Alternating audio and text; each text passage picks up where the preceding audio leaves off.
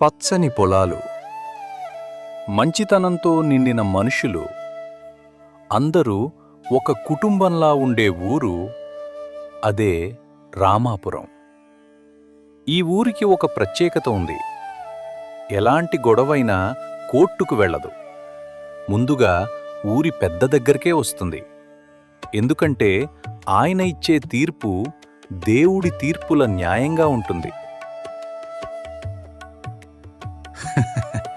అయ్యో పెద్దయ్యా, ఛాయ్ తాగుతున్నారా?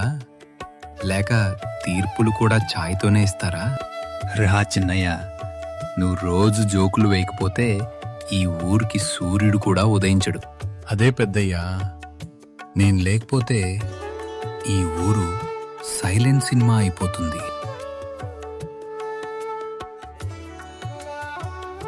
నాన్నా, ఈసారి పంట బాగా వచ్చిందే.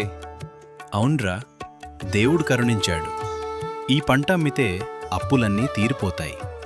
అప్పుడే ధనవంతుడు లింగయ్య అక్కడికొస్తాడు. ఓయ్ సూరయ్య, ఈ పొలం నాది, నువ్వు వెంటనే ఖాళీ చెయ్యాలి. ఏమంటున్నావు? ఇది మా తాతల కాలం నుంచి మా పొలం. ఇదిగో ఈ పత్రాలు చూడు, రిజిస్ట్రేషన్ నా పేరు మీద ఉంది.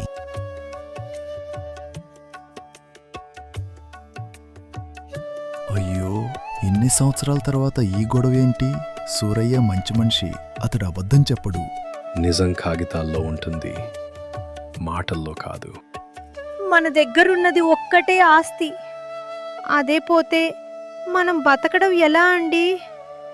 ఏడోకు లక్ష్మి, నిజం మనవైపే ఉంది. నాన్నా, వాడినిప్పుడే అడుగుతా. వద్దురా, కోపంతో కాదు, న్యాయంతో గెలవాలి మనం. రేపు ఉదయం మన ఊరి మర్రి చెట్టు కింద సూరయ్యకు లింగయ్యకు పంచాయతీ జరుగుతుందంటే మనమందరం పోవాలి ఖచ్చితంగా. ఈసారి పెద్దయ్య ఏ తీర్పు ఇస్తాడో చూడాలి. మరి నిజం ఎవరివైపు ఉందో మనకు రేపే తెలుస్తది. మరి ఉదయం ఊరి ప్రజలంతా పెద్ద మర్రి చెట్టు కింద చేరుతారు. రామయ్య మధ్యలో కూర్చుంటాడు. రెండు వైపులా సూరయ్య, లింగయ్య నిలబడి ఉంటారు. ఈ ఊర్లో నిజం ఒక్కటే గెలవాలి. డబ్బు కాదాదు, అధికారం కాదు, నిజమే గెలవాలి. ఎవ్వరూ అబద్ధం చెప్పకండి. అవునయ్యా, నిజమే గెలవాలి. ముందు లింగయ్య మాట్లాడాలి. పెద్దయ్య, ఈ పొలం మా తాత కొన్నది. కొన్ని సంవత్సరాల క్రితం రిజిస్ట్రేషన్ నా పేరు మీదకి మార్చుకున్నాను. ఇవి అవే పత్రాలు. కాగితాలు చూస్తే అని లింగయ్యకు అనుగుణంగానే ఉన్నాయి. సూరయ్య, ఇప్పుడు నువ్వు చెప్పు. పెద్దయ్యా, ఈ నేలలో మా నాన్న చెమట ఉంది, మా తాత రక్తం ఉంది. ఈ పొలం అమ్మాలని మేం ఎప్పుడు అనుకోలేదు. అయితే ఈ పత్రాలు ఎలా వచ్చాయి? నాకు తెలియదు పెద్దయ్యా, కానీ ఇవి నిజం కావు. పెద్దయ్యా, నాకొక డౌట్. ఏమిట్రా? పొలం ఎవరిదో తెలీదు, కానీ దాని పక్కన ఉన్న మామిడి చెట్టు కాయలు మాత్రం మా పిల్లలే తింటున్నారు.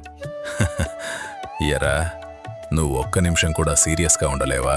ఈ భూమి గురించి ఎవరికైనా తెలుసుంటే సాక్ష్యం చెప్పడానికి ముందురండి. పెద్దయ్య, నేను ఈ ఊర్లో పుట్టి ఈ ఊర్లోనే పెరిగాను. నాకు తెలిసినప్పటి నుండి అయితే ఈ పొలం సూరయ్య వాళ్లదే. పెద్దయ్య, అలా ఎలా నమ్ముతావు? ఈ ముసలివాడి మాటలకు ఆధారాలేమున్నాయి? ఆధారం లేదు, కాని నా కళ్ళతో చూసిన నిజం మాత్రం ఇదే ఉంది. ఆ ముసలాయన మాటలు విన్నాక పెద్దయ్యకు అనుమానం మొదలైతది. ఆ పత్రాన్ని మళ్ళీ జాగ్రత్తగా చూస్తాడు. ఇదేంటి, ఏదో తేడాగా ఉంది. ఈ ముద్ర కొత్తగా కనిపిస్తుంది. ఆయన నిశ్శబ్దంగా గ్రామ కార్యదర్శిని పిలుస్తాడు. బాబూ, ఈ పత్రాలు ఎప్పుడు తయారయ్యాయో రికార్డులు తీసుకునిరా. అప్పుడే ఒక యువకుడు అక్కడికి జరిగిన రహస్యం చెప్పడానికి వస్తాడు. పెద్దయ్యా, ఆదండి. ఈ పంచాయతీ వెంటనే ఆపండి. ఈ పంచాయతీ జరగడానికి వీలు లేదు. ఏమైంది బాబూ అలా అంటున్నావు? నిన్న రాత్రి నేను లింగయ్య వాళ్ళ ఇంట్లోనే పనిచేస్తున్నాను. అక్కడ ఒక పాత పెట్టేలో ఇంకో భూమి పత్రాలు చూశాను. అబద్ధం పెద్దయ్యా, వాడి మాట మకండి. అబద్ధమైతే నా దగ్గర ఈ పాత కాగితాలు ఎందుకుంటాయి? రామయ్య ఆ పత్రాలు చదువుతాడు. అందరూ అలా చూస్తూ ఉండిపోతారు. ఈ పత్రంలో ఉన్న నిజం ఒక కుటుంబాన్ని కాదు, ఈ ఊరి గౌరవాన్ని కూడా నిర్ణయిస్తుంది. నువ్విలాంటివాడివా? ఈ పత్రం ప్రకారం ఈ భూమి అసలు యజమాని సూరయ్య తండ్రి నర్సయ్య. అయ్యో, అంటే లింగయ్య చూపిన పత్రాలు చెప్పిన మాటలన్నీ అబద్ధమా? ఆగండి, ఇంకా పూర్తి కాలేదు. పూర్తి అయ్యే వరకు వినండి. పెద్దయ్య, నేను రికార్డులు చూశాను. ఈ భూమి ఎప్పుడూ లింగయ్య పేరు మీదకి మారలేదు.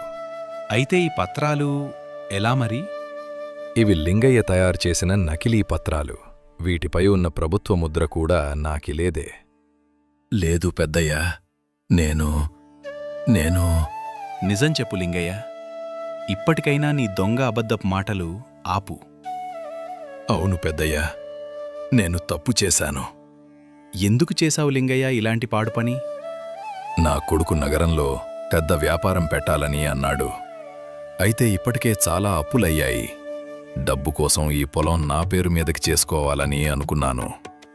నీ అవసరం కోసం, నీకు డబ్బు కోసం నా కుటుంబాన్ని రోడ్డున పడేయాలనుకున్నావా? నన్ను క్షమించు సూరయ్య, ఇంకెప్పుడూ ఇలా చెయ్యను. పెద్దయ్య, అప్పు తీసుకున్నవాడు బ్యాంకుకి వెళ్ళాలి. పక్కడవాడి పొలాన్ని దోచుకోవాలంటే ఎలా? లింగయ్య, నువ్వు చేసిన తప్పు చిన్నది కాదు. డబ్బు కోసం నిజాన్ని నమ్ముకోవడం అంటే మనసు నమ్ముకున్నట్టే. నా తీర్పు వినండి అందరూ. మొదటిగా ఈ భూమి వెంటనే సూరయ్యకు తిరిగివ్వాలి. రెండవది, నకిలీ పత్రాలు తయారు చేసిన విషయం పోలీసులకు తెలియజేయాలి.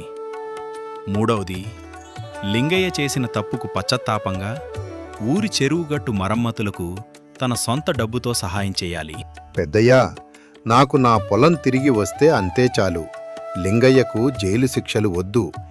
ఈసారికి వదిలేయండి పెద్దయ్యా. సూరయ్య, నేనింత తప్పు చేసినా నువ్వు నన్ను క్షమించావు. ఇక నుంచి నేను ఈ ఊరికి నిజాయితీగా సేవ చేస్తాను. డబ్బు మనిషిని పెద్దవాడిని చెయ్యదు.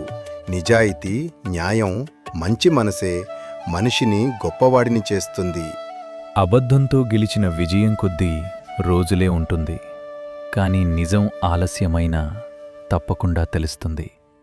న్యాయం ఉన్న చోటే సమాజం నిలబడుతుంది.